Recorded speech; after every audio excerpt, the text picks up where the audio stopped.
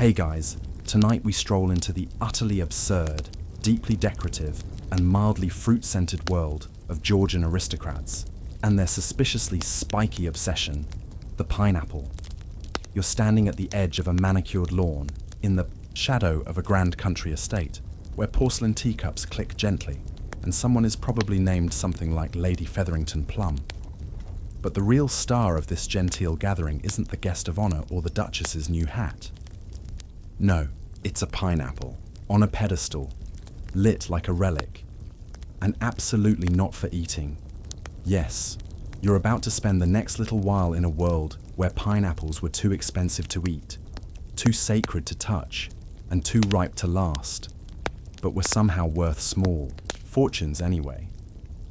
You probably won't survive this level of decorum without mild eye-rolling and second-hand embarrassment.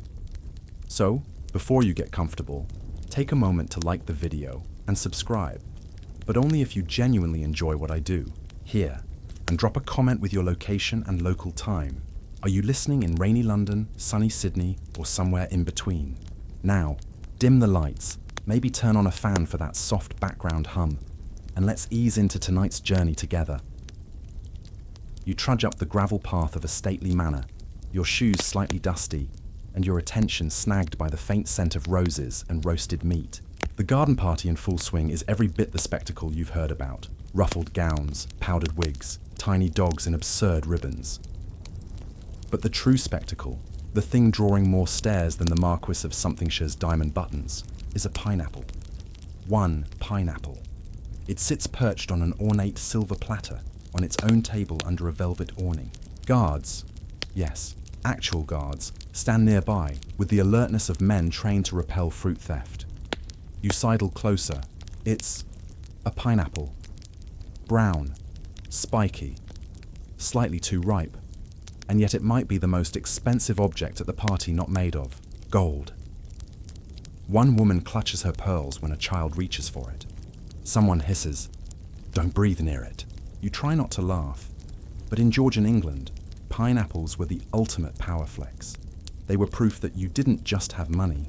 You had taste, influence, global reach, and possibly a heated greenhouse that cost more than some villages. Imported. Pineapples from the Caribbean or West Africa took weeks, sometimes months, to arrive, most arriving bruised, moldy, or eaten by the ship's cook halfway through the voyage. The few that survived, treasured like relics. They were shown, not sliced, displayed at dinners, passed between estates like Fabergé eggs, and sometimes rented by the hour. More on that later. The 18th century had already seen its share of imported luxuries: tea, sugar, spices. But none hit that perfect intersection of rare, exotic, and photogenic, quite like the pineapple. And this was a time when people had the patience to sit through a 4-hour oratorio in Latin. If they wanted to make a fruit famous, they would. Historians still argue whether the obsession began as imperial propaganda or sheer aesthetic madness. But either way, the pineapple exploded across British aristocracy like a particularly fragrant meteor. You drift indoors, through the hallways of a home you don't own, but feel oddly familiar with. Gilded mirrors, brocade wallpaper, the scent of beeswax and wood polish. And in the dining room, another pineapple. This one slightly more dignified, sitting atop a tiered dessert stand, like the Sun King of puddings. A footman bows, explains that this one was grown locally in a hothouse on the estate. A homegrown pineapple? Practically alchemy. The lord of the manor is now the envy of 3 counties. You glance at the pineapple again. It's small, kind of uneven, but the pride in the footman's voice is the kind usually reserved for royal births or war victories. You pass a shelf of books. One title catches your eye: The Complete Pineapple Grower's Manual. Illustrated, gold embossed, probably unread. And that's the thing. Growing pineapples in England at the time was impractical, to say the least. They needed warm climates, stable humidity, and soil that didn't resemble the stuff of marshland and sheep hooves. Which meant if you wanted a pineapple, you had 3 options. Buy a bruised import for an absurd price, rent one like a floral arrangement, or build a literal pineapple palace, an exotic hothouse known as a pinery. The last option was for people who also casually commissioned fountains shaped like Neptune. You imagine trying to explain this to someone from modern times. Yes, I built a miniature tropical environment in my backyard to grow one fruit, once a year. I also painted it and passed it around at parties. And yet, here you are, still staring at the pineapple. People whisper about it. Guests orbit it like it's radioactive. One man tears up, claiming it smells like Barbados and ambition. Another accuses him of making that up. You slip back outside into the warm evening air, where laughter rolls across the lawn and the sky dims toward twilight. Someone's string quartet is struggling with Handel. Someone else is proposing a toast. To the pineapple. Not the grower, not the chef. Just the pineapple. And it makes a strange kind of sense. In a world obsessed with appearances, status, and symbolism, the pineapple offered everything. Tropical origin, impossible price tag, perfect symmetry, well mostly, and a mythic association with welcome and hospitality. Never mind that no one was actually welcome to eat it. You sit on a bench near the edge of the hedges. Somewhere inside the manor, servants are polishing silver. Somewhere across the empire, sugarcane is being harvested to pair with the fruits that might never be consumed. And right now, the most important object in 3 counties is ripening gently under a velvet tent. You close your eyes and breathe in the mingled scents of lavender and lemon cake. Somewhere nearby, a parrot says, "Quite right," in an upper crust accent. No one questions this. And as your thoughts drift, you realize something deeply human about this strange fruit fixation. Maybe it wasn't just about showing off. Maybe, just maybe, people wanted to touch the edges of the world. Even if it meant clutching a pineapple like a trophy they didn't quite understand. The first pineapple arrived in England sometime in the 1600s, but it was the 1700s that saw the true bloom of pineapple mania. And as you're about to see, things only get weirder. You stay a little longer on the garden bench, lulled by the polite clink of teacups, distant string music, and the occasional muffled exclamation of, "My word, the crown on that fruit is exquisite." The sun has dipped just enough to cast the manor's sandstone in gold. And the pineapple, yes, still under its ridiculous velvet awning, glows faintly, like it knows it's the guest of honor. You wander again, past the garden's trimmed hedges, and deeper into the stories people don't often tell. Because here's the thing. Behind every pineapple on a pedestal was an army of laborers, gardeners, and engineers sweating over tropical fruit like it was national security. You picture it now, a pinery. Not just a greenhouse. No, that would be too pedestrian. This was a greenhouse with architectural flair. Bricked walls for insulation, angled glass to trap the sun, underground heating pipes snaking like hot intestines beneath the floor. These heating systems, often fueled by decaying manure, yes, steaming piles of it, created just enough tropical mimicry to convince the pineapple that it was, in fact, not in Surrey. Historians still argue whether the invention of the pineapple stove was a horticultural breakthrough or a very expensive way to show that you had absolutely nothing more important to spend your money on. Either way, Georgian engineers treated these fruit furnaces with the same attention NASA gives to rocket calibration. The process could take up to 2 years. Not 2 weeks. Not 2 months. 2 years. For one fruit, which was then almost never eaten. And here you are, using your air fryer for frozen dumplings. You meander toward the kitchen gardens now, where rows of spinach and beans line up like good little vegetables. In the farthest corner, separated by a decorative iron fence and a certain smug aura, sits a brick building with slanted glass windows. The pinery. You step closer. Inside it's warm, humid, and faintly smells like overripe sweetness and compost. Wooden shelves hold pots of awkwardly adolescent pineapple plants, spiky, unsure, trying their best. One of the gardeners, sleeves rolled up, brow glistening, nods at you, with the quiet dignity of a man who has seen 3 winters pass, waiting for one fruit to ripen. He gestures toward the finest specimen in the back, a pineapple so symmetrical it might be cursed. "That one's going to Lord Featherstone's christening table," he mutters, reverently. You nod, as though that makes any sense at all. Back, outside, you spot a servant carrying a heavy ledger, the pineapple log. Yes, that's a real thing. These fruits were catalogued like treasure: birth date, growth patterns, temperature conditions, and estimated display value.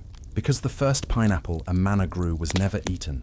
It was immortalized, sometimes painted, sometimes waxed and preserved, sometimes carved into wooden replicas to confuse visiting guests. Surprise. There was a whole black market for faux pineapples, because of course there was. You pause near a fountain shaped like Neptune, holding what appears to be another pineapple. It's almost poetic, if poetry smelled vaguely like mildew and effort.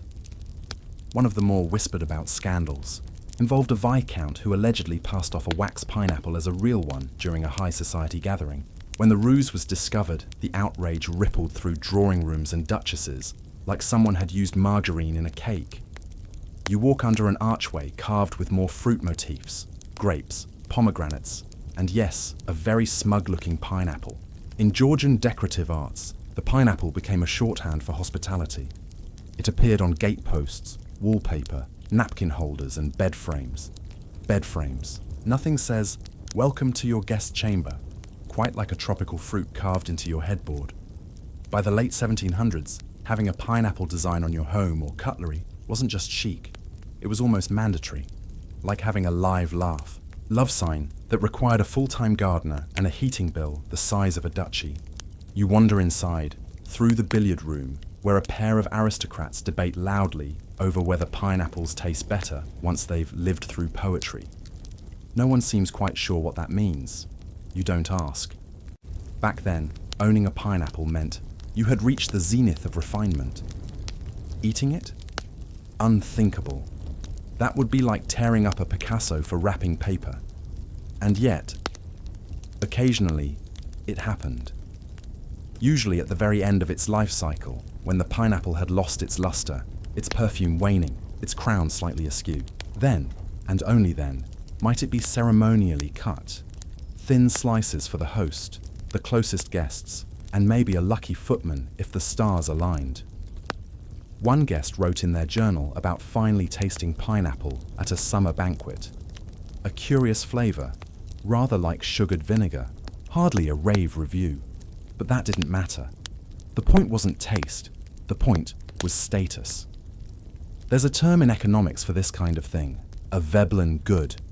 The more expensive and rare it is, the more people want it, because it's impractical. Georgian pineapples were the Veblen goods of the horticultural world, a scented symbol of wealth and whimsical overreach. And let's not forget the rental system. Yes, fruit rental. If you were not rich enough to grow your own pineapple, but still, desperate to show off, you could rent one for a dinner party. A fruit agent would deliver a pineapple to your home. It would be prominently displayed, fawned over, sniffed, but not touched, and then returned the next morning. Hopefully still ripe, still revered, and still unnibbled. Some enterprising. Pineapple owners even insured their fruits. You step into the hallway where portraits of very serious men in powdered wigs peer down at you, some of them posing with, yes, pineapples. In one particularly dramatic canvas, a man holds a pineapple like a knight gripping a sword. The symbolism is heavy-handed, and still, you can't help but feel charmed. There's something oddly endearing about a culture so in love with something so silly. You know, deep down, this wasn't just about the fruit. This was about controlling nature, about turning something wild and distant and tropical into a badge of power. You too could possess the sun, so long as you had servants, money, patience, and, ideally, a small army of compost heating engineers. As the sun sets further and lanterns flicker on around the manor, you hear soft laughter and the clatter of crystal. The pineapple, still uncut, has been moved indoors for safekeeping. A guard wipes a smudge from its crown with a cloth that looks more expensive than most shoes. You watch as a servant brings in a covered tray. Not pineapple slices, of course. That would be madness. Just little sponge cakes shaped like pineapples. Imitation is the sincerest form of fruit flattery. And as the final light fades behind the trees, you realize that this isn't just a story about fruit. It's about how far people will go to touch the exotic, to show off the rare, to make the ordinary world just a little more extraordinary, even if it means worshipping a fruit they'll never taste. You're inside now, in a drawing room so elaborately decorated it looks like someone gave a Rococo artist far too much freedom and an unlimited account at the pineapple store. The wallpaper is gilded and pale blue, curling at the corners with motifs of tropical plants. Pineapples, of course, hide among palm fronds and baroque flourishes, their tiny repeated crowns peeking out like coy conspirators. You're not sure whether to feel comforted or mildly threatened. A maid passes by with a silver tray, carefully balancing crystal glasses of pineapple wine. You take a sniff.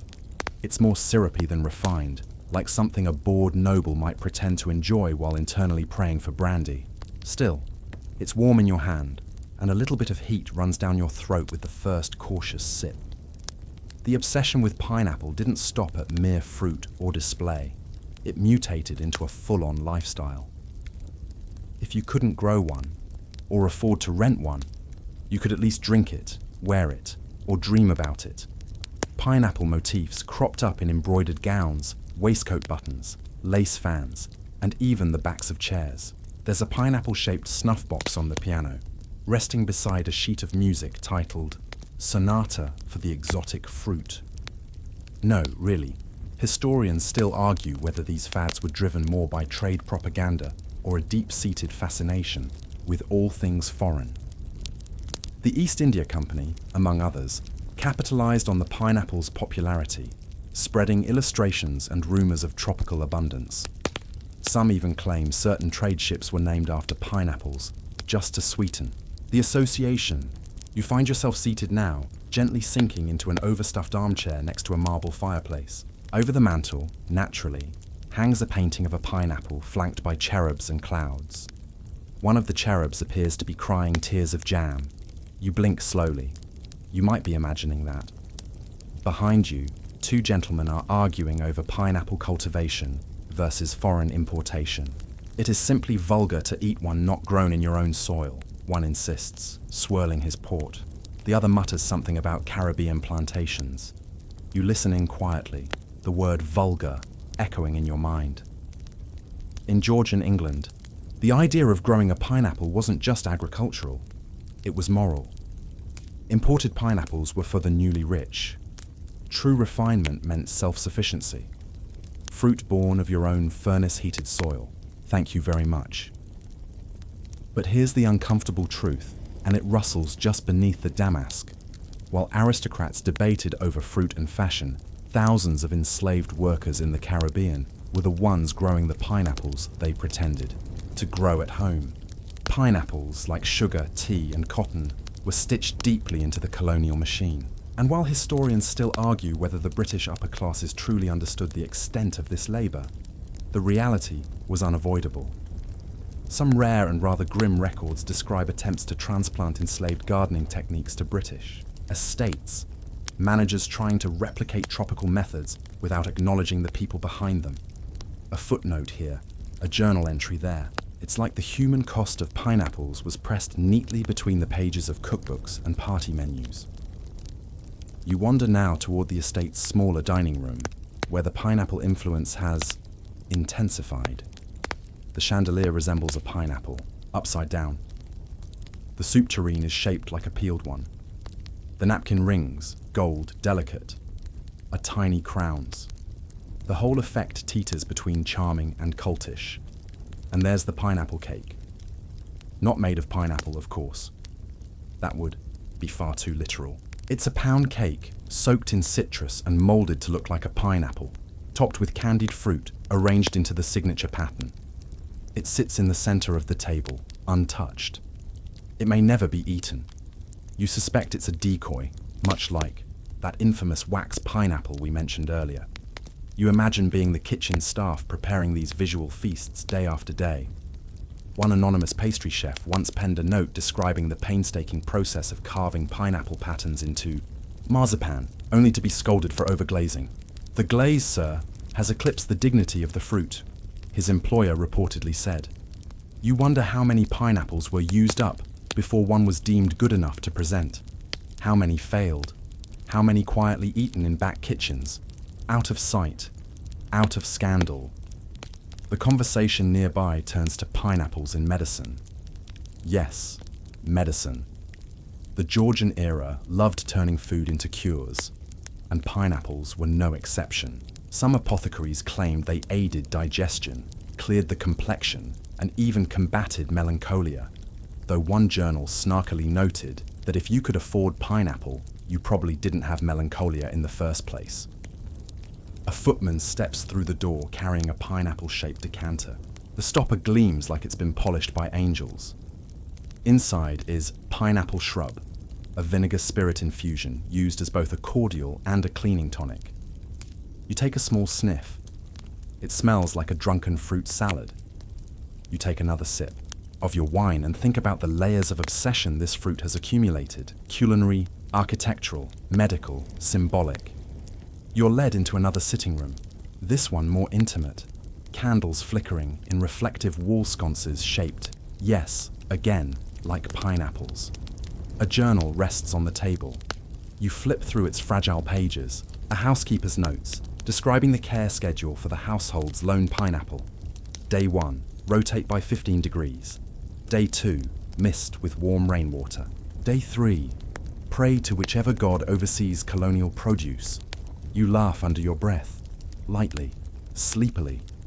You begin to feel the way the Georgian elite must have felt, lulled into a dream where status could be plucked from the earth and warmed into existence. The pineapple, silly and spiky, became something bigger than itself, a stage prop in the theatre of refinement. You close the journal gently. The fire crackles. The pineapple on the mantel still glows in oil paint glory, and in the quiet hum of clinking glass and distant harpsichord, you realize something strangely lovely. For all the absurdity, for all the pretense, there was a kind of earnestness here. A belief that beauty, even ridiculous, spiny, tropical beauty, was worth chasing. Even if you never tasted it, you follow the flicker of candlelight into yet another room, this one reserved for the truly absurd. A miniature conservatory disguised as a chapel. The air smells faintly of wet stone and citrus. Vines, real ones, snake up gilded trellises. Along the walls, their leaves waxy and sculpted, as if afraid to droop in the presence of such reverent nonsense. At the center, under a stained glass skylight featuring, you guessed it, a radiant pineapple surrounded by angels, stands a single glass cloche. Beneath it sits a lone pineapple, not just any pineapple. The pineapple, slightly overripe, a little wrinkled at the edges like it's been preserved more by ritual than refrigeration. You half expect a choir to break into song, but no, just the muffled ticking of a clock shaped like a fruit basket somewhere behind you. The pineapple has become a relic. In the Georgian period, fruit houses, specialized greenhouses, evolved into pineapple orangeries, elaborate buildings constructed solely to coax this tropical diva into bloom.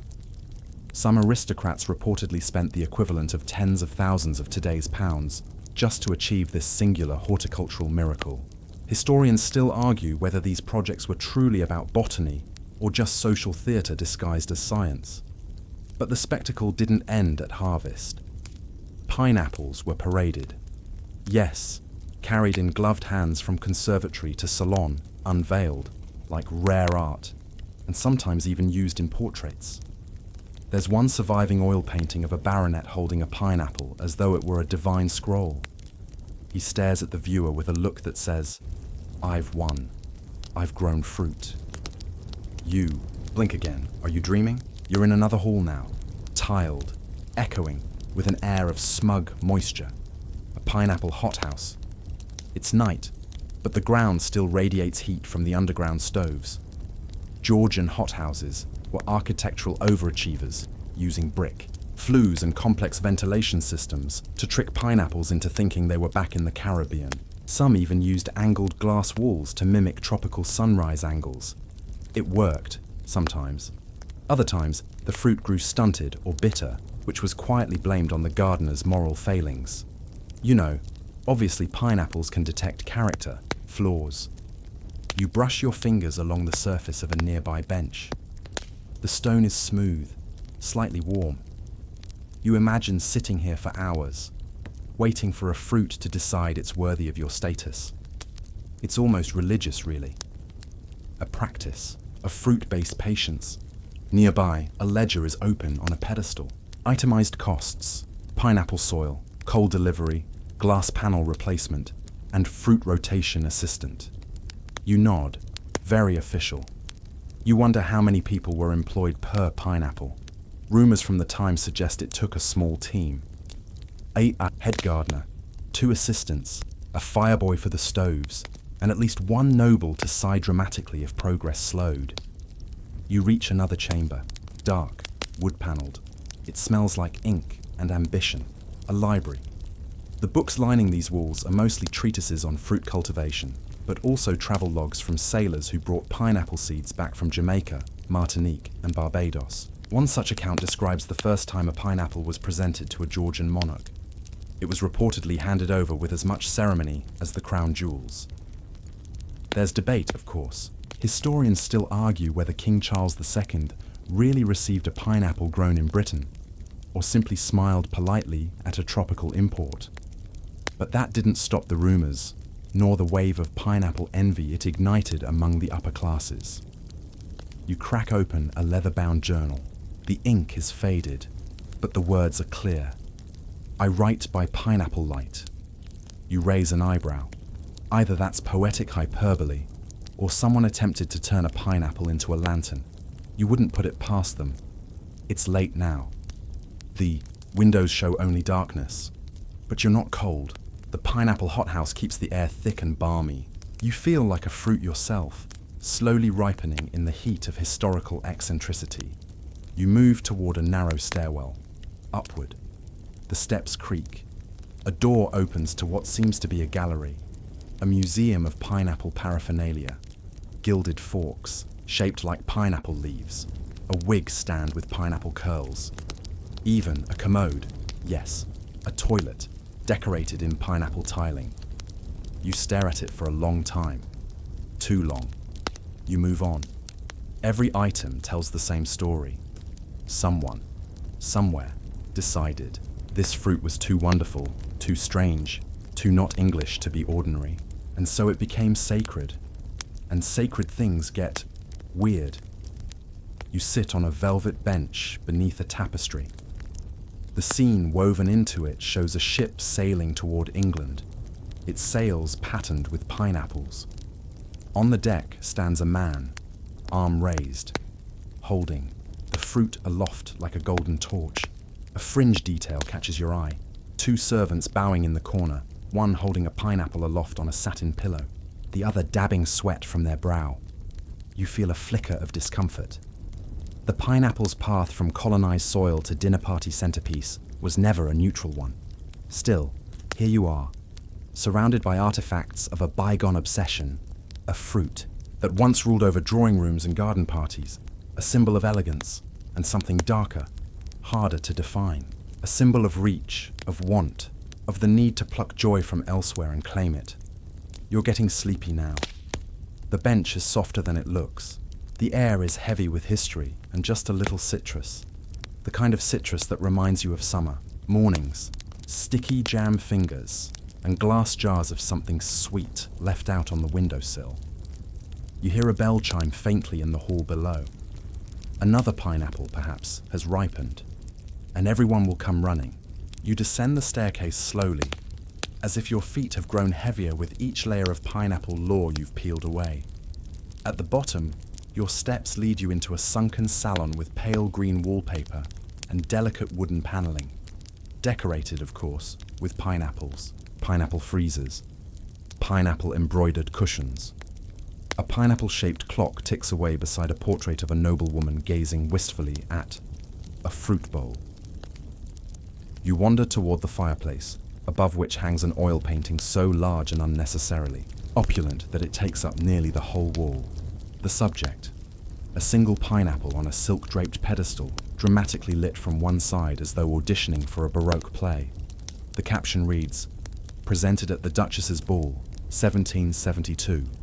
Ah, the pineapple ball, because of course there were pineapple balls. These gatherings were not just parties, they were performances, orchestrated displays of status where fruit wasn't eaten, but exalted. Some hosts couldn't afford their own pineapples, so they rented them. You heard that right. Renting a pineapple was a real practice. Merchants in London would lease the fruit for evening functions, just long enough for guests to gawk, pose, and speculate on how much it must have cost. Then it went back to the shop. Historians still argue whether these borrowed pineapples were ever eaten, or if they simply lived out their days in a surreal cycle of display and retrieval until they finally fermented into prestige jam. You make your way to a marble-topped side table where a guest book lies open, faded ink notes from centuries past. An excellent pineapple on display tonight. Lady Margot's fruit looked a touch overripe. I suspect a colonial counterfeit. The shade. The drama. One note stands out, underlined twice in a hasty smudged scrawl. Do not attempt to taste. You imagine someone did, despite all polite warnings, and was quietly escorted out, probably by footmen in pineapple-themed waistcoats. The obsession didn't stay confined to the upper crust. Pineapples eventually filtered into architecture, fashion, and even literature. Pineapple motifs began appearing on gateposts, garden urns, and weather vanes. Little stone tributes to hospitality, wealth, and frankly, showing off. To this day, the pineapple remains a symbol of welcome, which is ironic considering how aggressively unwelcoming their thorny skin and colonial history can be. You lean against a carved wooden console shaped suspiciously like a pineapple half. From somewhere in the back of your mind, a faint tune plays, the melody of a Georgian minuet, with just a hint of island rhythm. Maybe it's your imagination, maybe not. You don't question it. This is pineapple country now. The next room is dim and lined with books, a private study, and if you needed proof that the fruit had reached absurd cultural heights, here it is, a whole shelf dedicated to pineapple poems. You pick one at random, thou noble orb with spikes divine, thy skin, a maze, thy scent like wine. No fruit like thee inspires more ink. Thou makes the cucumber seem quite shrinked. A bold stanza, not exactly Shakespeare, but points for enthusiasm. Historians still argue whether the so-called pineapple poets were genuinely passionate or just satirists lost to time. Either way, the paper smells of must and misplaced romance. You slide open a drawer. Inside, a cache of pineapple-themed accessories, brooches, buttons, and a wax seal stamp shaped like a pineapple's crown. Among them, a note for invitations to fruit viewing only. You chuckle. Imagine receiving a formal invite not to a meal, but to behold a pineapple. The RSVP card might read, attending with awe. You rest in an armchair now, stuffed and sunken just right. Beside you, a tea set trimmed in gold. The pot's handle is, of course, shaped like a pineapple stem. You pour yourself a cup. It smells faintly of bergamot and pride, the kind of tea that makes you sit up straighter and mispronounce French with confidence. As the tea warms your hands, your mind wanders to the gardeners behind the glamour. Imagine the quiet pressure of coaxing fruit from reluctant soil. The midnight, flurries of steam rising from brick flues, the whispered calculations of angle and season and yield. Some of these men kept diaries too, scraps of which still survive. One such gardener wrote, "The fruit has formed. God preserve its crown." Her ladyship grows impatient. Another simply noted, "One rot, two regret." You imagine him leaning over the pineapple at dawn, eyes bleary, knowing a single brown patch might earn him a month's docked pay or, worse, social disgrace. Meanwhile, upstairs, someone's planning their pineapple masquerade. A small wooden case catches your eye on a nearby shelf. Inside, a fan, delicately painted with a ballroom scene. The women in pastel gowns, the men powdered and pensive, and right in the middle, a pineapple on a plinth lit by chandelier. It's the only thing no one's dancing with, yet it somehow steals the whole show. You close the fan gently. The room seems quieter now, as though the fruit itself has settled, its story slowly fermenting into memory. Then, a creak behind you. You turn to find an open door, revealing a narrow hallway of mirrors. Each mirror is etched with faint patterns, some with ships, some with tropical flora, and more than a few with the unmistakable silhouette of a pineapple. As you walk, your reflection warps with the glass, one moment tall and stretched, the next squat and round. You grin. Perhaps you're becoming the pineapple now, slowly ripening into absurdity. At the end of the corridor, another room opens, low-lit and warm, with soft fabric lining the walls and a faint smell of cloves in the air. A bedroom, perhaps, or a lounge for particularly dedicated fruit watchers. On the low table sits a diary, left open as though its owner just stepped out. "I saw it again today," the entry reads, gleaming through the glass like a jewel the world forgot. "It does not belong here, but neither do I." A pause. You close the diary. Outside, somewhere in the garden, a hothouse door thuds shut. Maybe the pineapple knows it was never meant to stay. The scent of clove fades behind you as your fingers graze the velvet-covered walls. The pineapple-themed hallway gives way to something more grounded, though only just. You step into what must once have been a formal dining room, long since, frozen in a moment of performative opulence. A table stretches ahead, impossibly long, draped in cream linen and flanked by mahogany chairs with embroidered seats. Every chair is empty, every plate untouched. But at the very center, like the silent host of a royal seance, sits a pineapple. Not just any pineapple. This one is gilded. Its surface gleams under a flickering chandelier. Yes, also pineapple-shaped. And for a second, you wonder if it's real. Could someone have painted gold leaf over the fruit? Or perhaps it's a ceramic tribute, never meant to be eaten at all. Either way, the room is arranged like an altar. Glass goblets glimmer, silver cutlery fans out in unnatural symmetry. Still life come to life, if only barely. You pull out a chair and sit. The velvet muffles your weight. The room is quiet enough that you hear your own breath against the hum of imagined violins. And then, absurdly, you notice something else. Each place card bears the name of a Georgian noble. There's Lady Thornwick, Sir Benjamin Astor, the Duke of Westgate, and across from you, your own name. It's written in a looping, unfamiliar hand and spelled perfectly, charming. You suppress a laugh and glance back at the pineapple. It doesn't blink, but somehow you feel watched. Historians still argue whether the pineapple's rise to nobility was a genuine appreciation for the fruit's taste, or a grand, slow-motion joke by the elite. The fruit itself was often sour and fibrous, especially in early European attempts at cultivation. The real sweetness, perhaps, was always in the symbolism, like a diamond or a small dog in a purse. It wasn't meant to be practical. It was meant to be seen. A footnote in an old gardener's almanac once remarked, "The lady prefers the look of the thing. We prepare it, but none dare slice." You scan the walls. Gilded pineapples, pineapple sconces. Even the wainscoting carries a subtle pineapple motif. You wonder if the servants rolled their eyes every time they had to polish yet another fruit-shaped brass fixture. Still, you have to admire the commitment.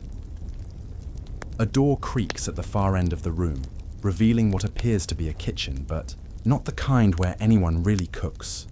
No soot, no flour, just rows of delicate cabinets, filled with porcelain pineapples, neatly labeled, Summer 73.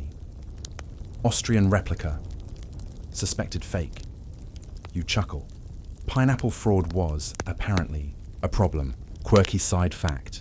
There were black markets for counterfeit pineapples. Certain daring individuals would carve turnips or paint gourds, tricking guests at lower-tier parties into thinking they'd glimpsed a genuine pineapple. It's a strangely persistent human instinct. If you can't afford the treasure, at least, fake the myth. You pass a small writing desk. Letters rest in a shallow drawer, some unopened, others partially unrolled. One wax seal bears the outline of, you guessed it, a pineapple. You unroll a letter dated 1768. Dearest Cecily, it begins. The Queen herself glanced at our pineapple. I nearly fainted with pride. You imagine Cecily nodding solemnly, perhaps already planning how to one-up her cousin by the following season. Beyond the cabinets lies a doorway curtained with thin muslin, barely stirring in the stale air. You pass through, and the mood shifts. The floor changes from stone to soft woven rugs. The walls become warmer, closer. A smaller dining space now, more intimate, maybe even secretive. In this room, the pineapple obsession takes a different tone. Faded sketches line the walls, not of the fruit, but of the people who grew it. Quiet men with sun-darkened skin, sleeves rolled, eyes half closed against the heat. A woman carefully watering a plant, her shadow taller than the greenhouse. Behind her, you realize suddenly how much of the pineapple story was written in the background by the hands that never sat at the grand table. There's a dusty ledger open on a sideboard. Day 54. Temperature too cool. Smoke increased. Pine begins to mold. A pineapple's life was chronicled like a monarch's, except instead of decrees and wars, its record was measured in rot and blossom. One gardener's marginalia reads, "The pineapple is not a fruit, it is a wager." And truly, it was. A single. Fruit could take 2 years to grow in European hothouses, requiring precise heat, humidity, and relentless supervision. If successful, it was the horticultural equivalent of striking gold. If not, well, back to potatoes. You lean against the wall, your fingers brushing the edge of a framed blueprint, a pineapple stove design, a kind of miniature architectural marvel, flues, pits, vents, all to recreate a tropical illusion in the misty chill of Britain. The drawings are absurdly intricate, almost comically so. You can't help but admire the ingenuity and the sheer stubbornness. Historians still debate how widespread these pineapple houses were. Some claim only the wealthiest estates had them. Others believe they were more common, quietly tended and forgotten as the trend faded. One theory suggests that entire villages may have been drafted into maintaining a single fruit for one noble's dinner. Somewhere behind you, something clinks. A spoon, a glass shifting in its frame. But the room is still. The pineapples, real and fake, remain motionless. You decide it's just the house breathing. That, or a spectral gardener disapproving. Of your casual lean on a historic stove design, you pass through another low archway, this time into a room with no pineapples at all. A break. Finally, just a window, wide, curtainless, facing a pale grey garden with trimmed hedges and a weathered sundial at its centre. You look closer. No, wait. Not just a sundial. It's shaped like a pineapple. Of course, you sigh, then smile. Maybe the obsession is catching. Maybe, just maybe, you're starting to get it. Not the fruit itself, but the myth of it, the absurdity, the luxury, the secret language of status and aspiration written in thorny golden skin.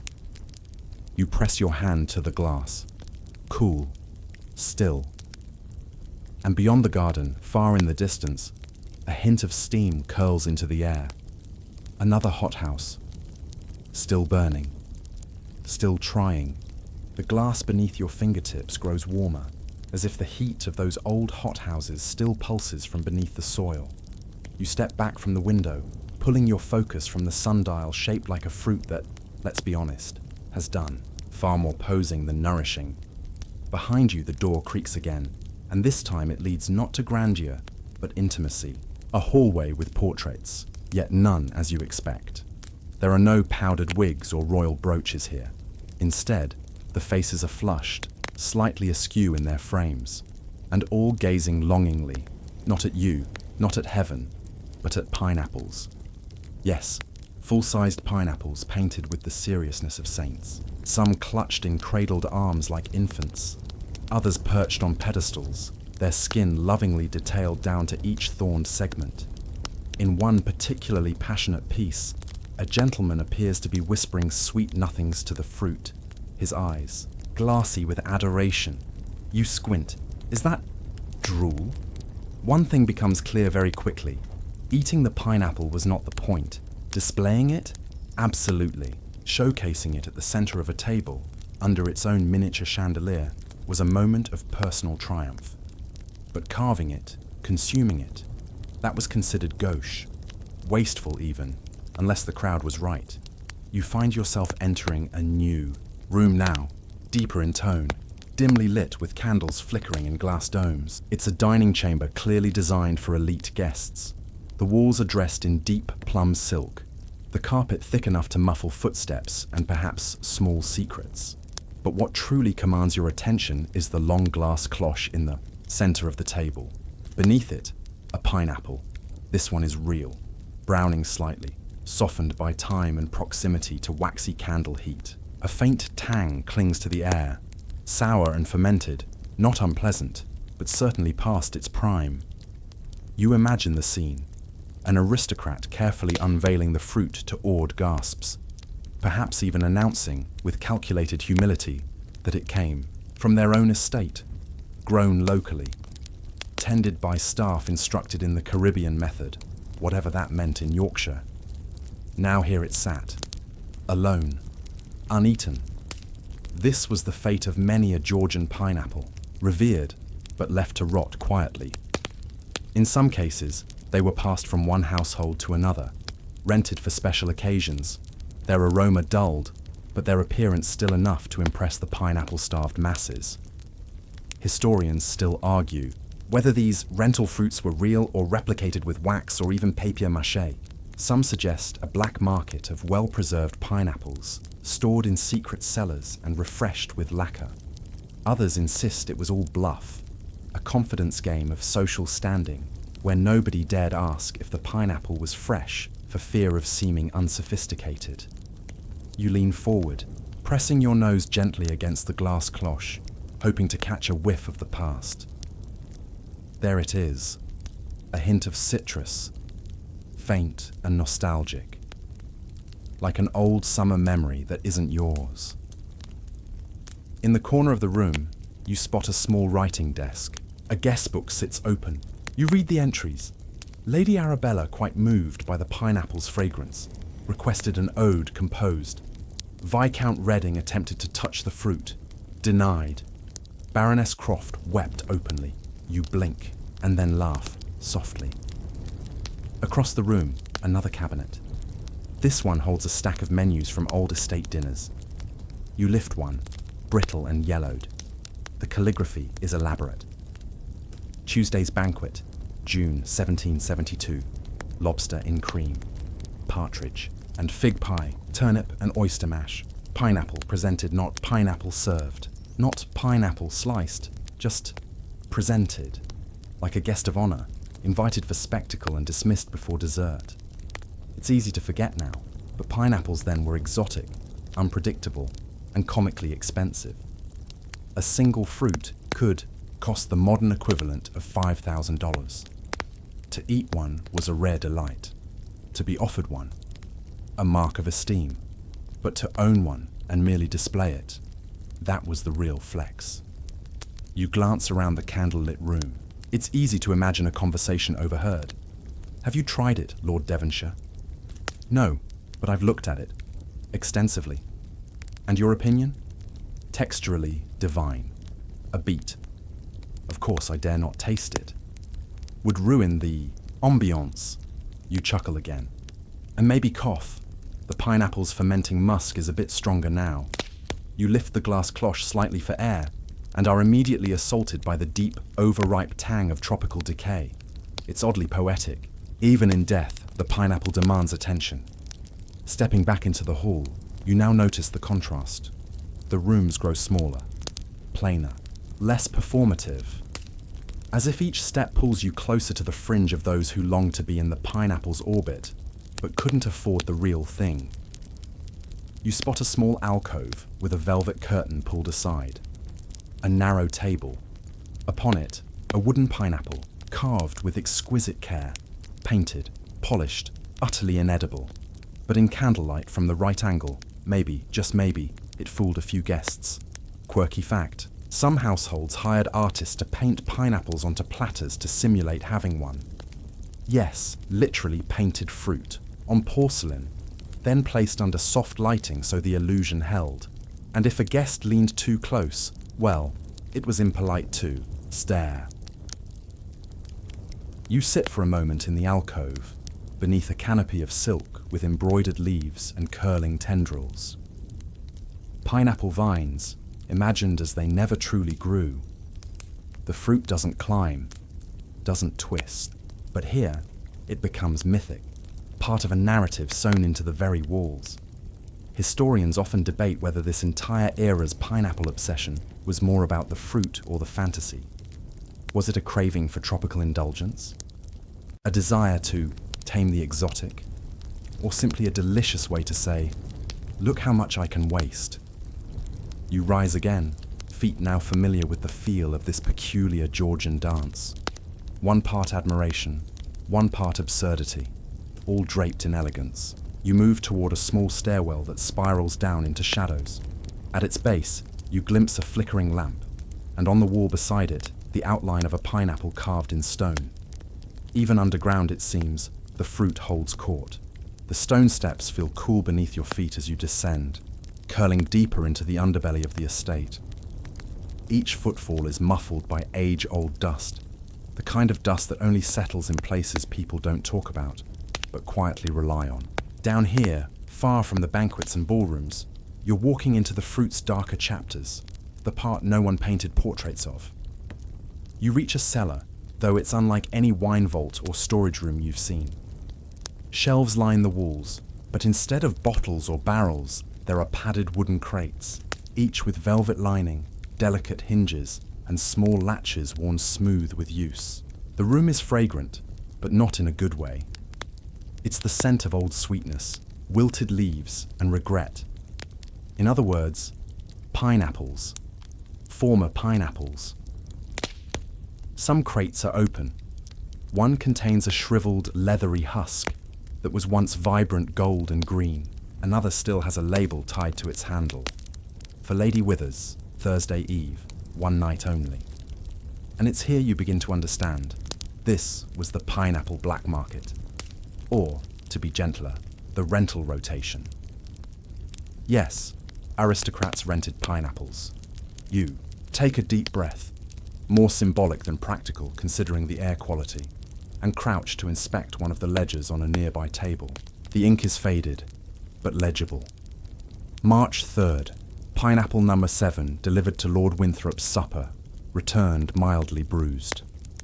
March 5th, same fruit resent to Duchess Ashcroft, requested extra polish.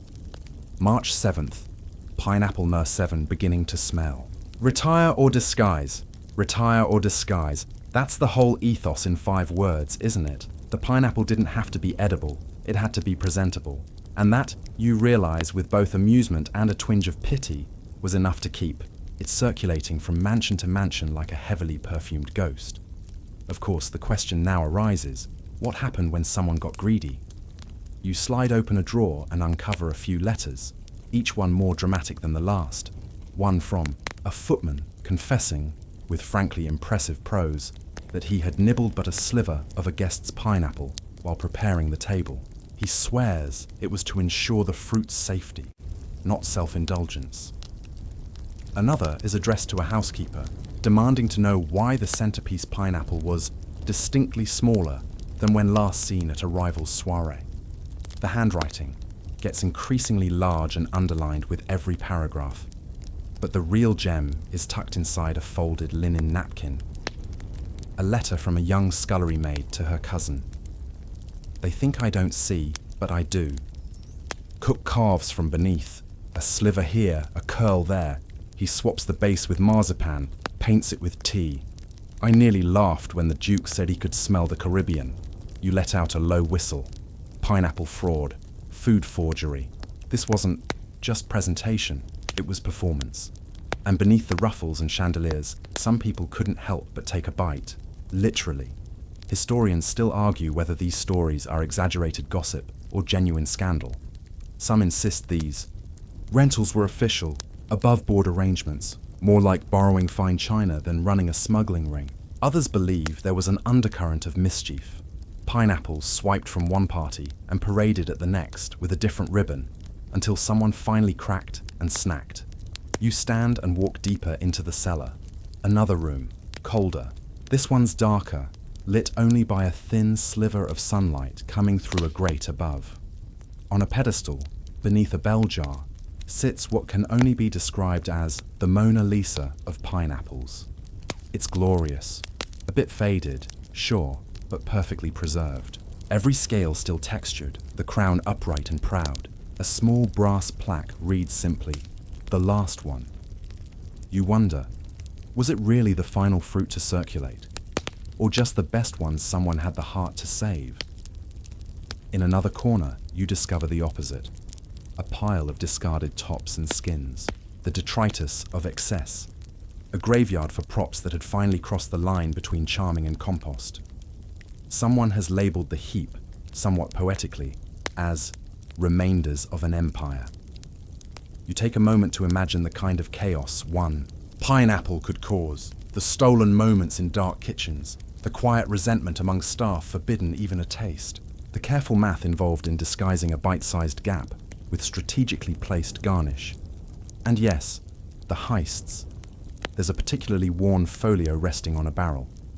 Inside is the story of one of those infamous thefts. It reads like a comedy, of manners, except it begins with a pineapple going missing and ends with a duel that was thankfully interrupted by a goose. Long story. We'll come back to it. But for now, you focus on one phrase written in the margin. It was not hunger, it was desire. You smile. That about sums it up, doesn't it? You exit the cellar, back through the creaking stairwell, and return to the estate's main level. The air is lighter here, less ripe. A breath of fresh air, quite literally. You pass another portrait on the wall, this one of a woman holding what you think might be a pineapple. But it's so abstract, so stylized, it could just as easily be a very confident artichoke. Either way, the expression on her face is clear. This fruit means everything, whether or not she ever tasted it. The farther you walk, the more you realize this wasn't about fruit at all.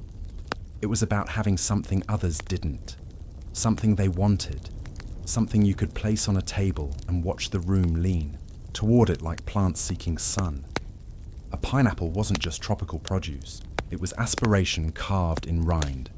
And sometimes, just sometimes, it was a secret snack passed hand to hand in the kitchen. Eaten quickly, guiltily, savored like a forbidden treasure, gone before it could be missed, or worse, before it could be noticed. You find yourself back in the main hall, standing beneath a chandelier shaped like, of course, a pineapple. And you can't help but wonder, how many bites were stolen under this very roof? The door creaks as you push it open, stepping into a modest parlor that smells faintly of lavender and something sharper, maybe lemon oil and the ghost of indignation. It's here, far from the hothouses and supper tables, that you enter the curious world of pineapple crime and justice. Yes, pineapple court cases were a thing, and tonight you get a front row seat to one of the most exquisitely absurd. The year is 1777.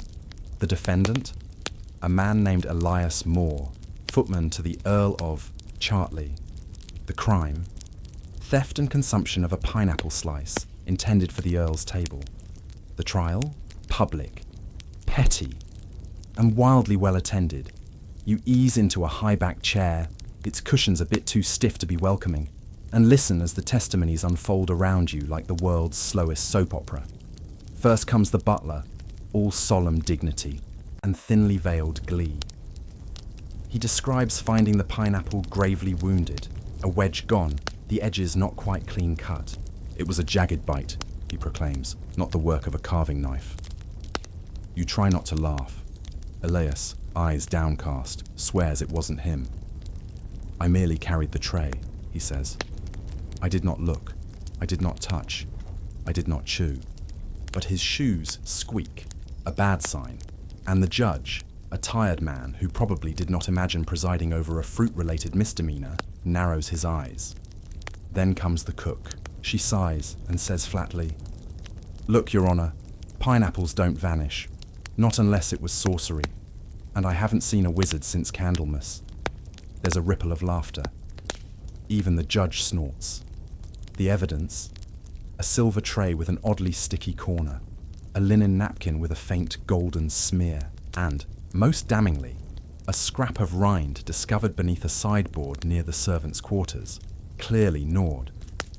Historians still argue whether this trial was a unique scandal or just the most public of many hidden disputes. Some believe it was orchestrated by the Earl himself, who reportedly adored drama almost as much as dessert. Others point to it as a reflection of growing class tensions, where something as trivial as fruit became symbolic of bigger, riper frustrations. You lean back as the judge delivers the verdict. Guilty. Elias is fined 2 shillings and dismissed from service. Though not before delivering a speech so dramatic, you half expect the court stenographer to throw down their quill, in exasperation. I bit the pineapple, he confesses, but only because I had never seen one before. It gleamed like a golden sun. It smelled like every orchard I was never allowed to walk in. I bit it, and in that moment, I was free. Applause from someone in the back. Probably not appropriate. Definitely deserved. You leave the trial room and follow the thread of legal absurdity through the archives.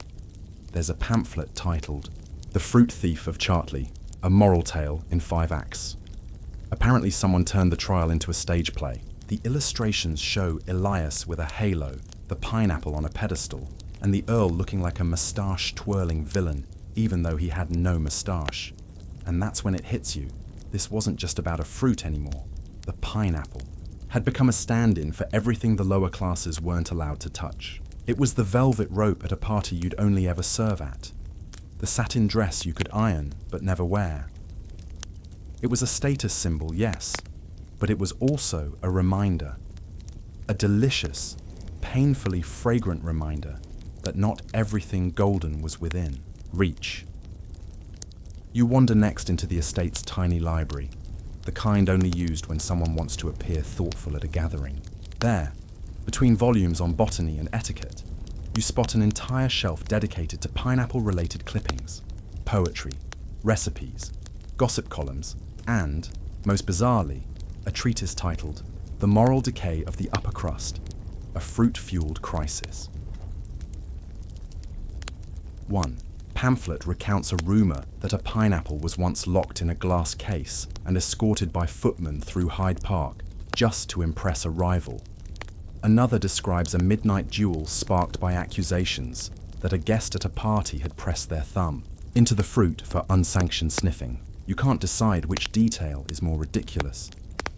At the bottom of the pile is a child's drawing, crude, delightful, of a pineapple in a courtroom, complete with powdered wig and tiny gavel.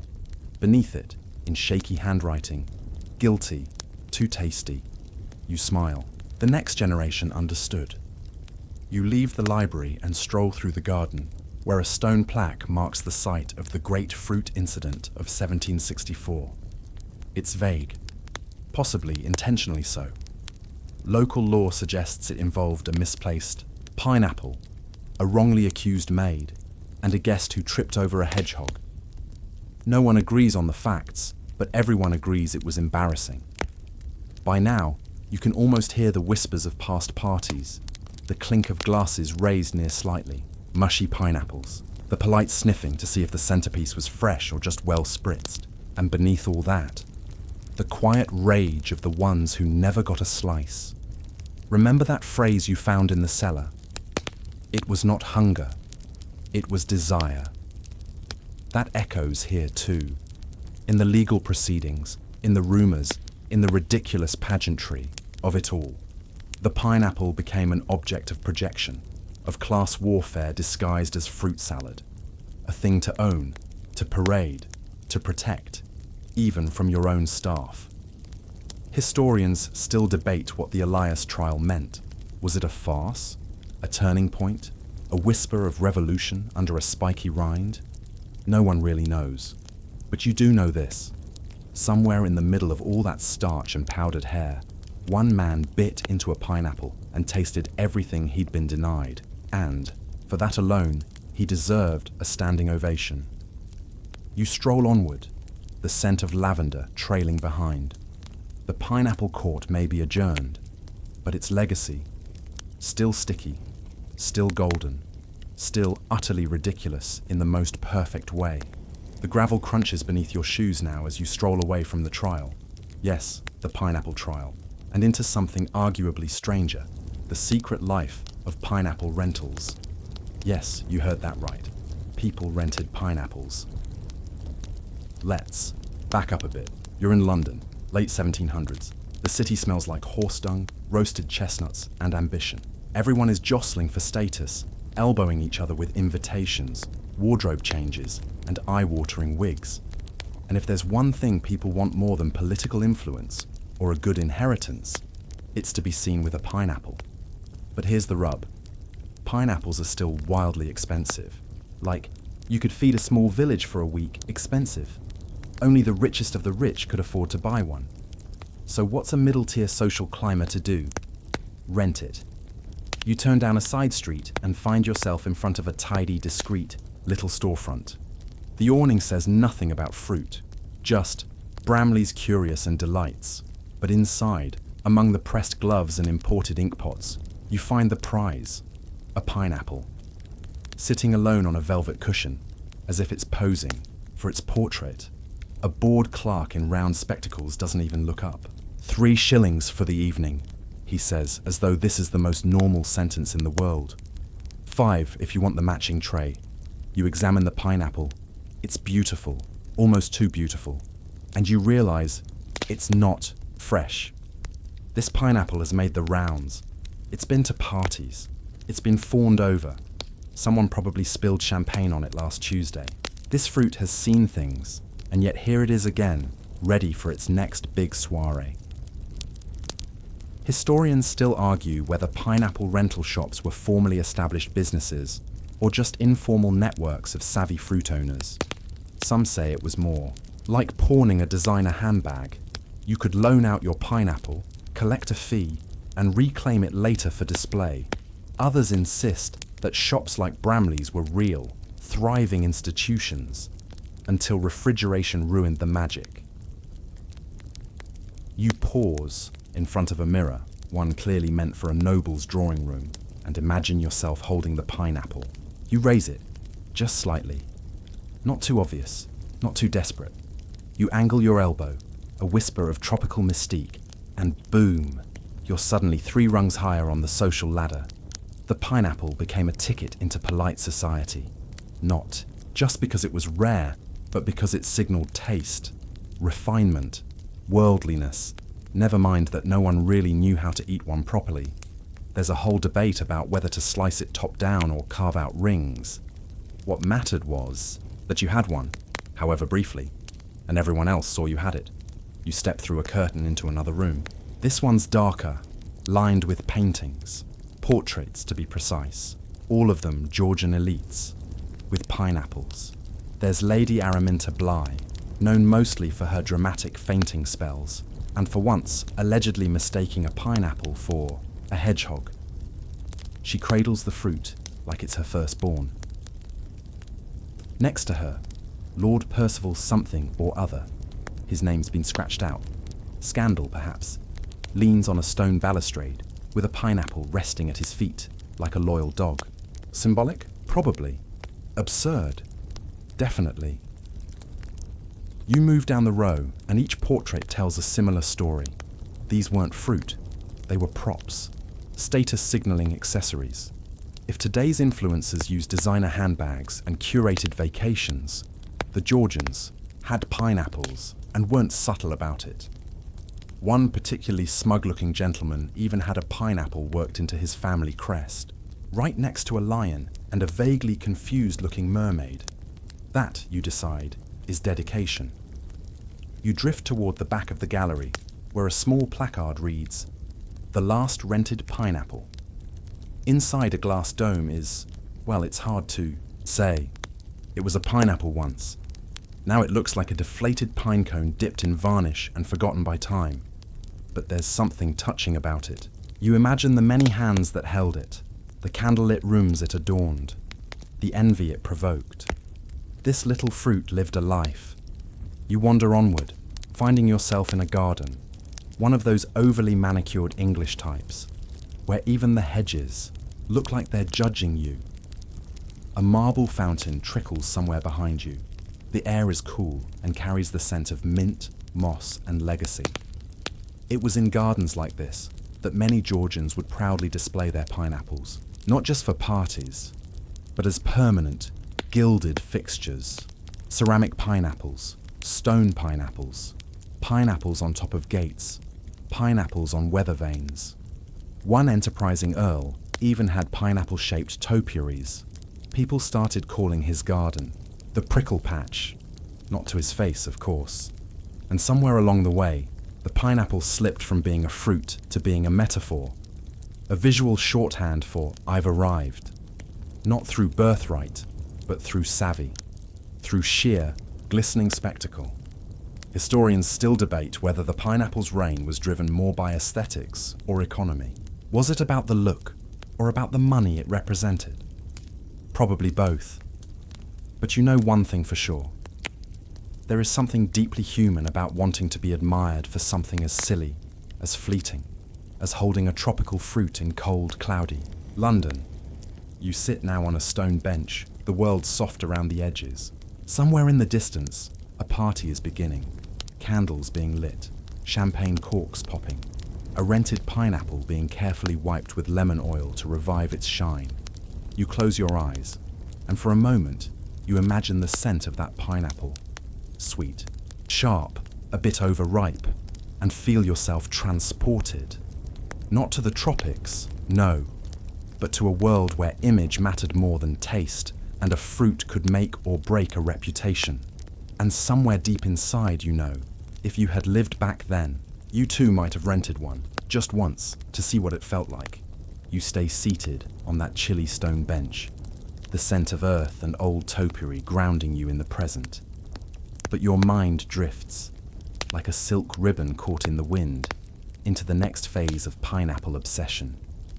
Because once the Georgians finished parading their pineapples at garden parties and oil paintings, they started doing something even more extravagant. They began building temples for them. Yes, temples.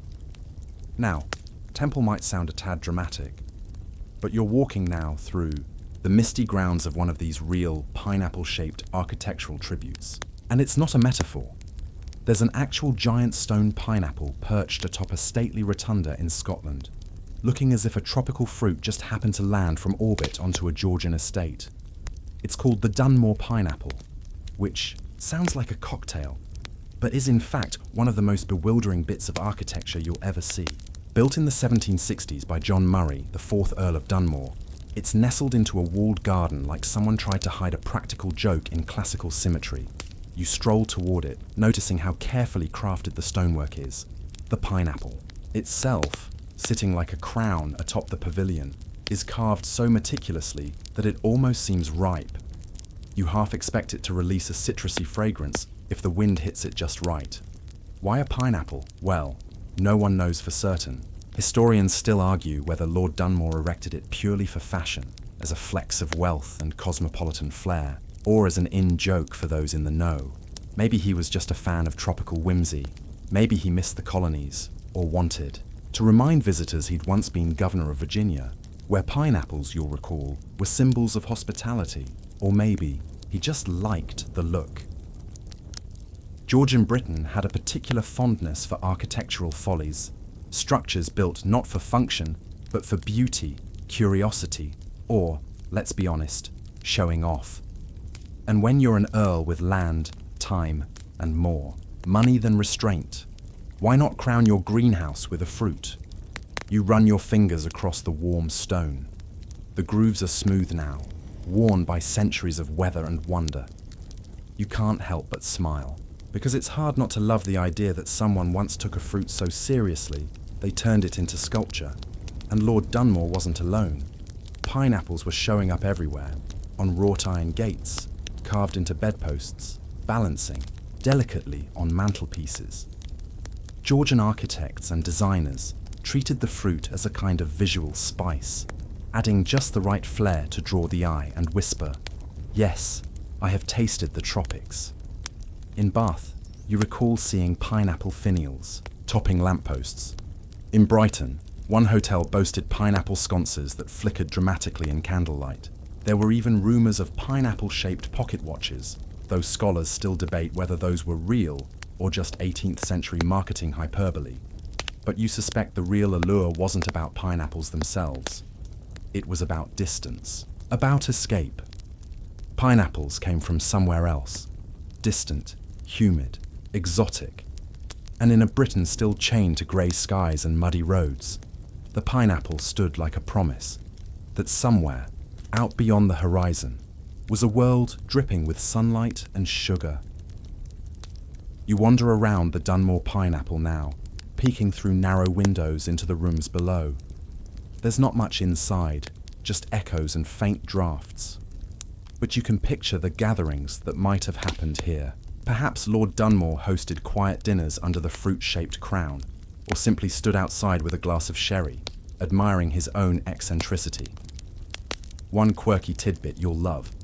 Some records suggest he built it while away on business, and his family returned to find the massive fruit mysteriously erected. A surprise pineapple, the ultimate home renovation twist. As you step back from the structure, a thought occurs. We've built monuments to gods, kings, and battles. But a fruit, that's bold, that's very Georgian. And that leads your mind to another curious place, pineapple greenhouses. Yes, while some nobles were building temples, others were determined to grow their own pineapples. You find yourself now wandering toward one of these glass sanctuaries, tucked behind hedges and humming faintly with warmth. Inside, it's lush, steamy. The air fogs your lenses and the scent of damp soil curls up your nose. You're surrounded by pineries, rows of pineapples in various stages of ripening, nestled into clay pots, each with its own miniature mound of compost. These weren't just greenhouses, these were status machines. Owning a pinery said, "I don't just eat pineapples, I make them." The technology was impressive. Without access to tropical climates, British gardeners got creative. They invented systems called pineapple pits, ingenious constructions that used decomposing manure to generate heat, warming brick-lined trenches, and keeping the air balmy year-round. You step over one now, admiring the craftsmanship. The scent is earthy, let's call it that. The pineapples, however, seem unfazed. They bask in the warmth like royalty at a spa retreat. Historians still debate just how effective these pits were. Some suggest they produced decent fruit. Others argue the flavor paled in comparison to imported varieties. But honestly, taste was secondary. What mattered was that you could do it. That you had the means, the land, and the sheer audacity to grow the ungrowable. You reach out and gently touch the fronds of one pineapple plant. It feels sharp, ancient, like the botanical version of chainmail. And then you imagine the party later that evening. A long oak table, polished silver, guests in satin waistcoats and beaded slippers. And at the center, dramatically illuminated, by candlelight, your pineapple, fresh from your garden, still warm perhaps from the manure-heated pit. A masterpiece, It's hard not to admire that kind of theatricality. You exit the greenhouse as the evening deepens around you. The garden is quiet now. Just a few birds murmuring their sleepy songs and the rustle of leaves in the wind. You look back once more at the Dunmore pineapple, its silhouette soft against the twilight. And you think, there's something beautifully absurd about it all. About building a stone fruit for no other reason than joy.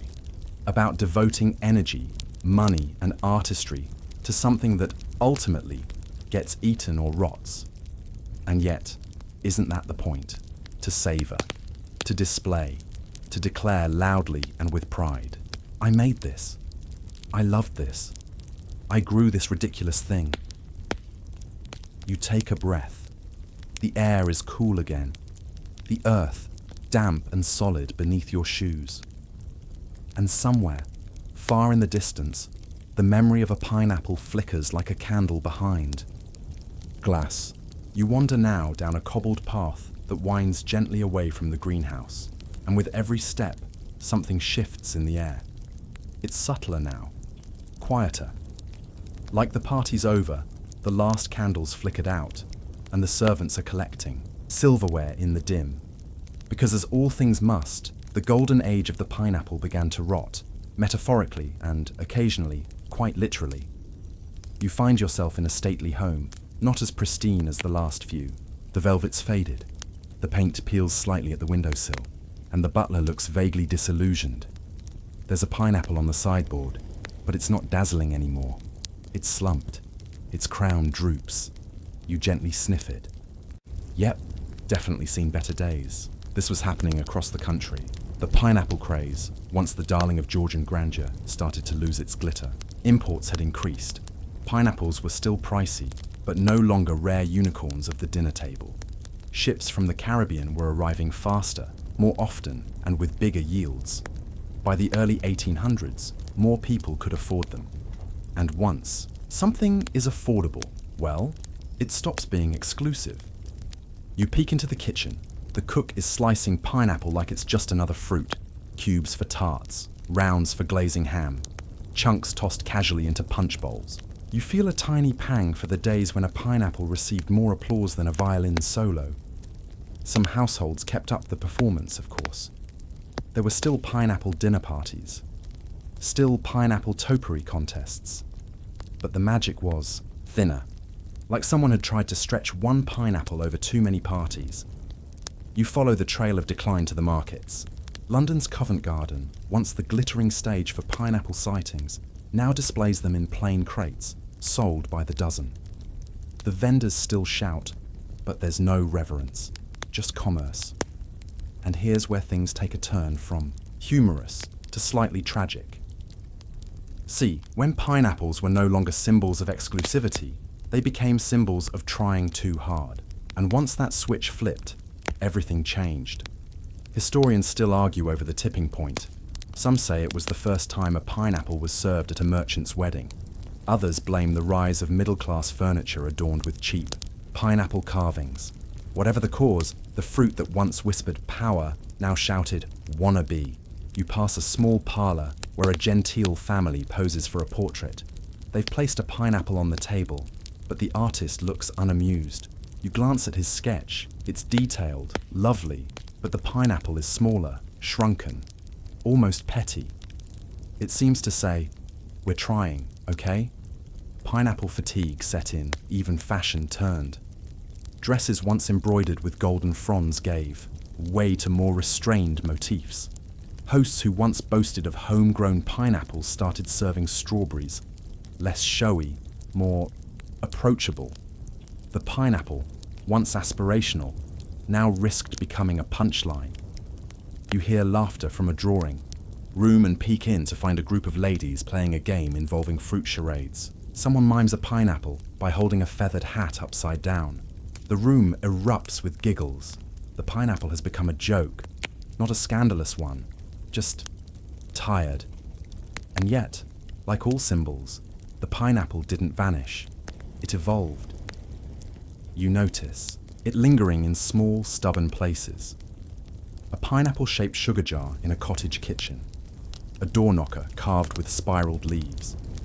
It's no longer a shout, but a murmur, a quaint nod to something once grand. But even amid this slow decline, a few clung to the old magic. You step into the home of a widow who still displays her grandfather's final pineapple, now dried and preserved under glass, like a relic. She speaks of it with the hushed reverence usually reserved for war medals. He saved for a year, she says, her fingers brushing the bell jar. Served it on Christmas Eve, and only one slice each. You nod, quietly, because beneath all the absurdity, rental schemes, theft trials, architectural homages, there was something real, something human. The pineapple represented a dream, a tropical escape for the fog-locked, a taste of sun and sweetness for those buried in soot and ceremony, a chance, however fleeting, to touch the exotic, to display joy, to believe in the beauty of the unnecessary. One quirky detail you uncover in an old journal. A housemaid wrote of secretly licking the rind of a display pineapple just to know what all the fuss was about. It burned a little, she wrote, but now I feel fancy. You wander into a dusty library where a historian types slowly at a desk. He's cataloguing pineapple mentions across letters, poems, even wills.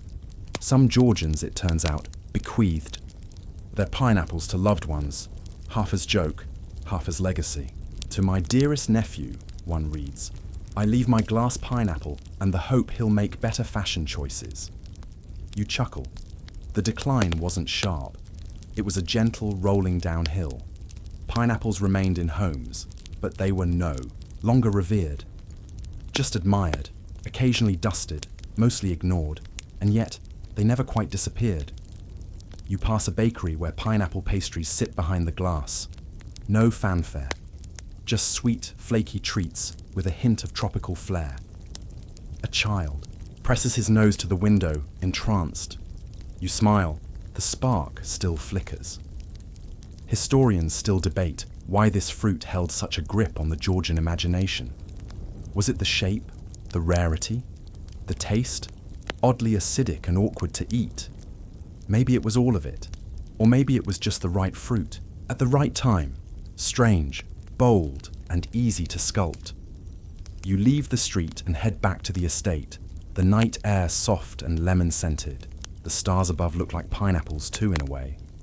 Sharp-pointed bursts of impossible distance. As you reach the gates, you pause to look up.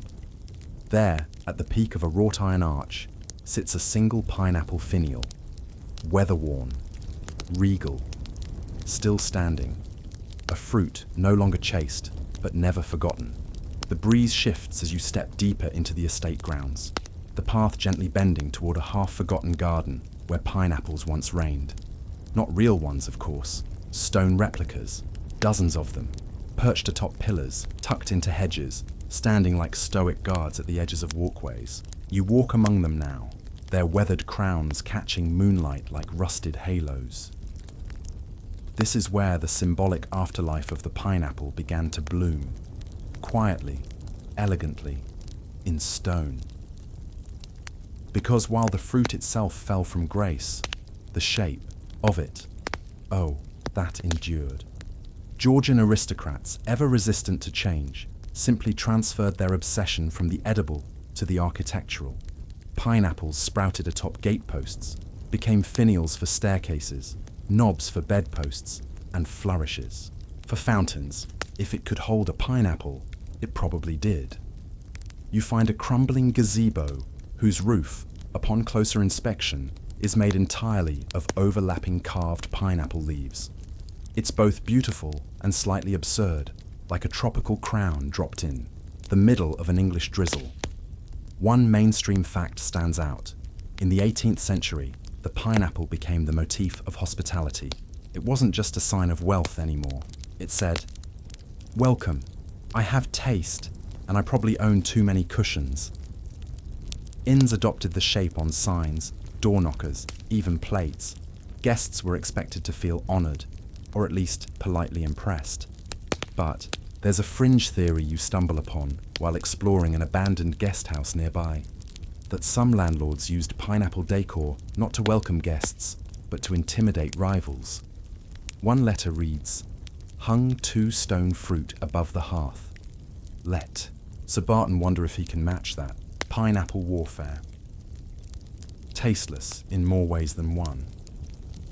Historians still argue whether this was strategic social signaling or just a collective case of pineapple-induced madness. You climb a narrow staircase inside a tower, an absurdly pineapple-shaped one, and reach a circular study. There, a faded journal lies open. A housekeeper's notes. She complains about having to dust pineapples. Stone ones, wooden ones, one made of lace. "Who dusts lace fruit?" she scrawled in frustration. You chuckle, imagining a row of maids, tiptoeing around ceramic centerpieces, feather dusters poised like swords. The pineapple might have lost its flavor, but not its demands, and the designs got weirder. You spot a teapot in a display case, shaped like a pineapple, with its spout emerging awkwardly from the stem.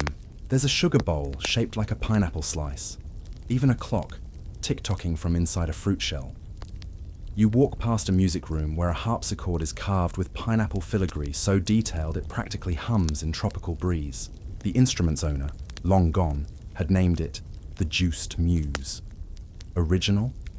Maybe. Subtle? Absolutely not. By now, the pineapple had transcended fruit and entered the realm of meme. It was the Georgian version of putting "live, laugh, love" in your hallway. Ubiquitous, earnest, and easy to mock. Yet still, people clung to it. Because symbols, even ridiculous ones, give us something to anchor to. In the garden, you notice a marble bench shaped like half a pineapple. It's surprisingly comfortable. You sit. The stones cool against your legs. Around you, insects hum softly in the grass, and from somewhere deeper in the estate, you hear a clock chime. Late. And here's the odd thing. Even now, surrounded by overgrown hedges and slightly deranged pineapple statues, you feel it. That echo of reverence, that flicker of delight, the absurd joy of saying, "This fruit, this improbable armored orb from far-off lands. I have one. Look at it." You peek into a nearby orangery, abandoned now, its glass stained with moss. But there, in the center, stands a pedestal, empty. A stone plaque reads, "The Pineapple of Summer, 1793. You imagine the day it was placed there. Trumpets, maybe. Applause. A few overexcited guests pretending they weren't sniffing the air for fruit scents. It wasn't just about the pineapple. It was about the spectacle, the drama, the shared delusion that this fruit mattered more than reason aloud. You lean back on the bench and watch the clouds. Some look like pineapples. Or maybe that's just your imagination, overcooked on symbolism. Still, you're not alone. Modern architects still sneak pineapples into hotel lobbies. Decorative arts curators whisper reverently about 18th century pineapple tureens. Even some state buildings, yes, even the American South, feature pineapple statues as symbols of welcome. So maybe the Georgians weren't mad. Or rather, maybe we're all a little mad in the same way. You pass a bridal catalogue someone left behind on the bench. There's a pineapple-themed centerpiece on one of the pages. "Rustic luxe," the caption claims. You raise an eyebrow. The pineapple is back. Again, less gilded, more mason jar, but still there, symbols don't die. They just change outfits.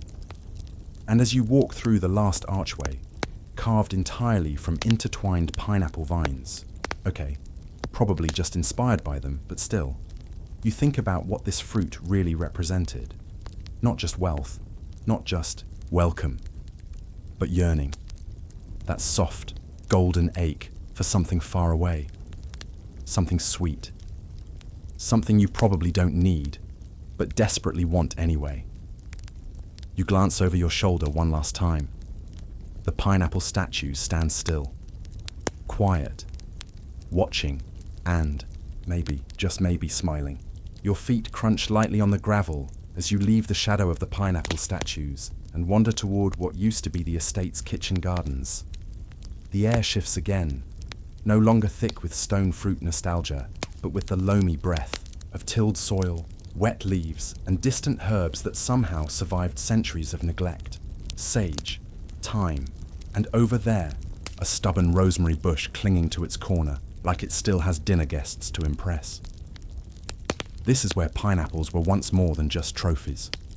They were grown with astonishing effort, obsessive detail, and what one might politely call illogical passion. Because as you quickly realize while pacing beside a long-collapsed greenhouse frame, the Georgian approach to growing pineapples wasn't merely gardening. It was warfare against climate, against nature, against reason.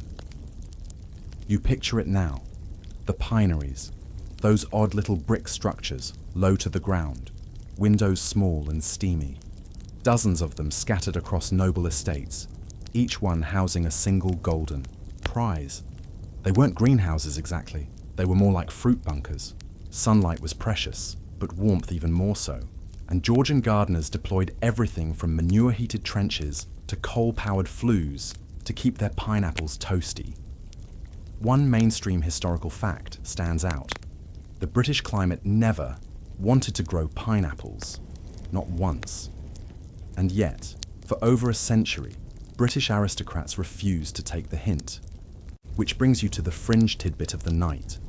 Some estates trained footmen just to manage pineapple temperatures. Not to cook. Not to serve.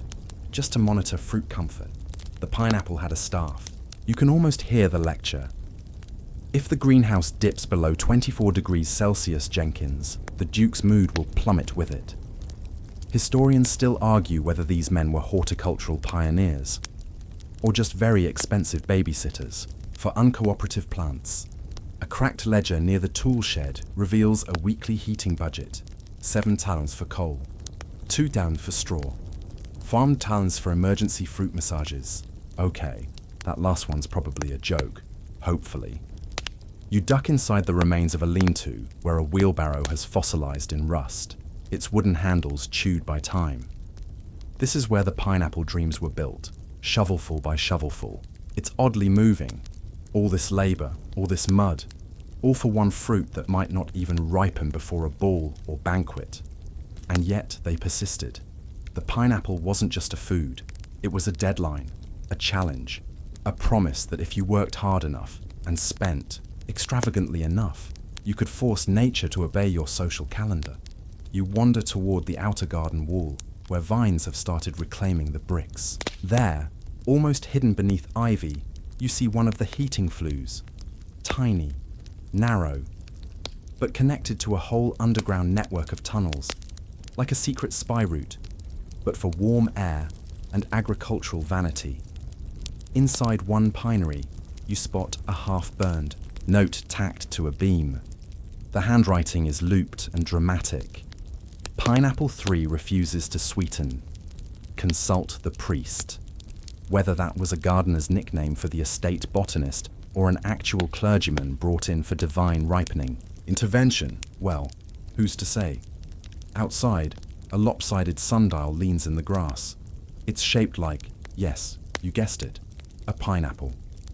Its shadow doesn't quite tell time anymore, but it still points vaguely toward the orchard. You walk that way, your footsteps softer now. The path becomes less gravel and more moss, more memory. The orchard trees are long dead, their trunks bleached silver by rain and silence. But here's the kicker. Among the debris, you find a carved plaque mounted on a stake. It reads, "Here stood the honorary Pineapple of the West Honorary." You smirk. Maybe it never actually bore fruit. Maybe it was all pretense. But that didn't matter, did it? What mattered was that the guests believed, that they saw the fruit, that they whispered, "She grows them here, you know," with awe. You lean against a fallen tree limb, the bark cool and rough. A memory brushes past, a story of a nobleman who rented pineapples, not to eat, of course, just to display. You'd pay a hefty sum to have a pineapple sit at your dinner party, silent, aromatic, exotic, and then return it to the grower the next morning, like a celebrity guest, or a particularly judgmental paperweight. That really happened, for years. You wonder what the fruit thought of all this.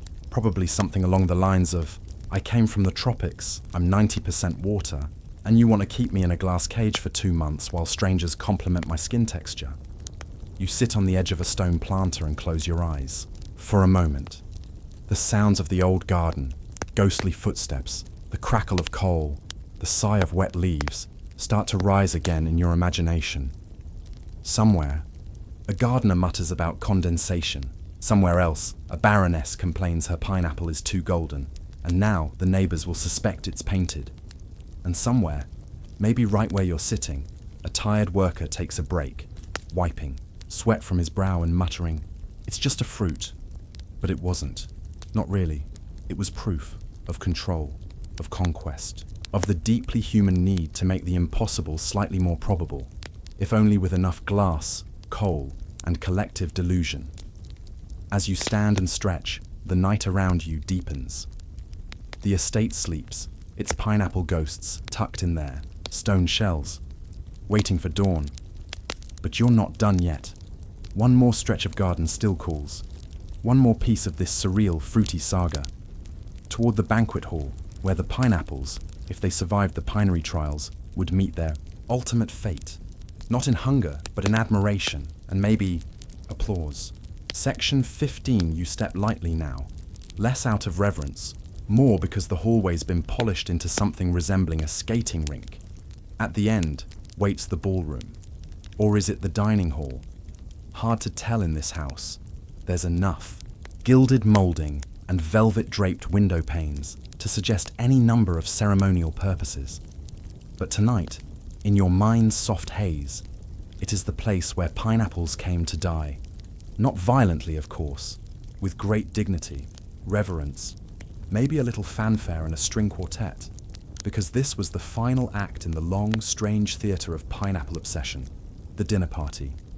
A proper Georgian banquet, where pineapples weren't just served, they were presented, admired, debated, eulogized in some cases.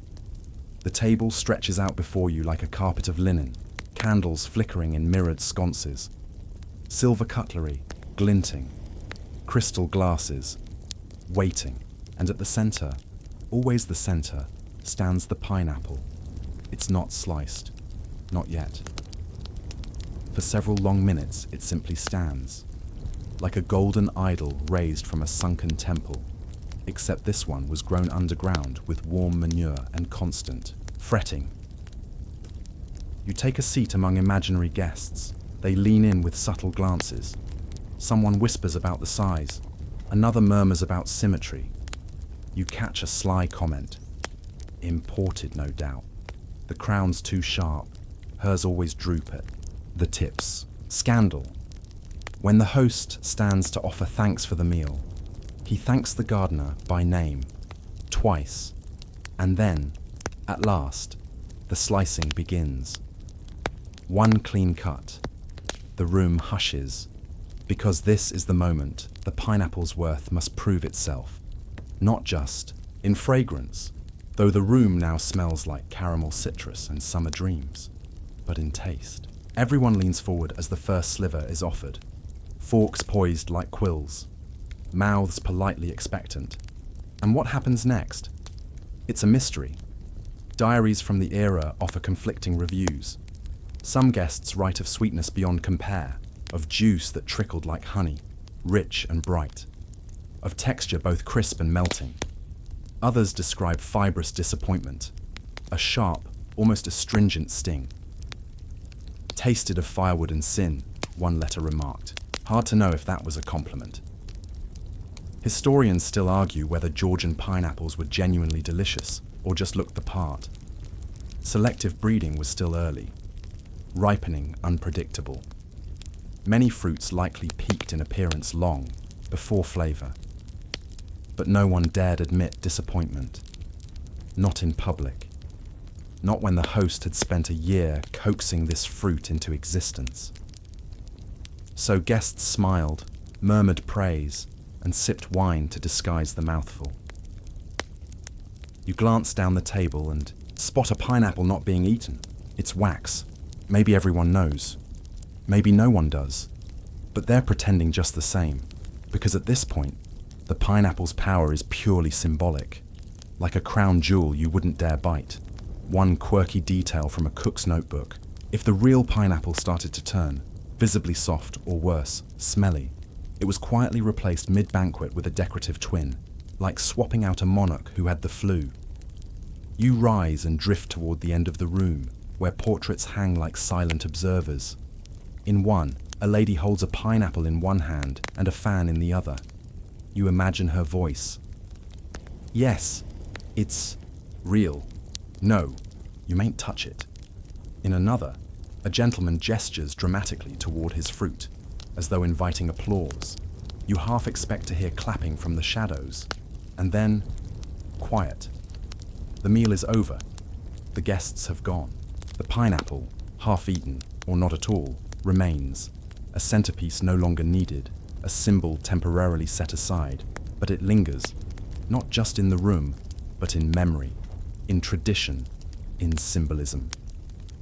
Because even now, centuries later, the pineapple still echoes through our culture.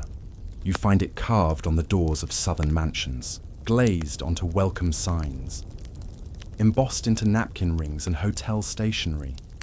Why? Because at some point, someone decided that pineapples meant hospitality. And the world nodded, smiled, and said, yes, this spiky tropical fruit that once symbolized colonial power and elite vanity, let's use it to say, you're welcome. Isn't that strange and kind of wonderful? Because meaning, like fruit, ripens and spoils and sometimes ferments into something completely unexpected. What once meant conquest now means comfort. What once meant don't touch now means come in. You exit the dining hall and return to the garden, the sky above you veiled in indigo. The greenhouse windows reflect moonlight. The stone pineapples atop the gateposts stand firm, guarding something that no longer needs guarding. You take a final breath, deep and cool. The pineapple story is over. Or maybe it's still ripening, and now the last candle flickers out. The dining hall is empty. No more whispers about ripeness. No more velvet gloves reaching toward forbidden fruit.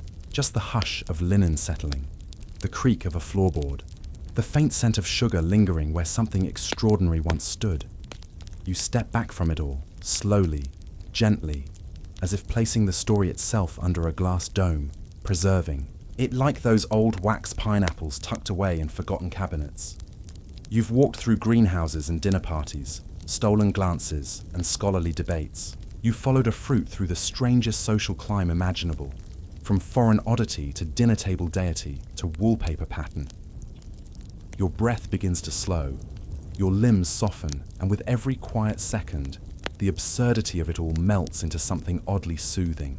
Because if people once built monuments to a pineapple, maybe it's okay that your own dreams feel a little strange. Maybe wonder doesn't have to make sense to matter. You drift now, drift like heat through a greenhouse wall, like laughter at a fading party, like a ship carrying fruit across an empire that no longer knows its name. Rest easy. You've survived the pineapple craze. Let the world go on ripening without you tonight. Sleep, soft and sweet, like golden slices wrapped in linen and candlelight.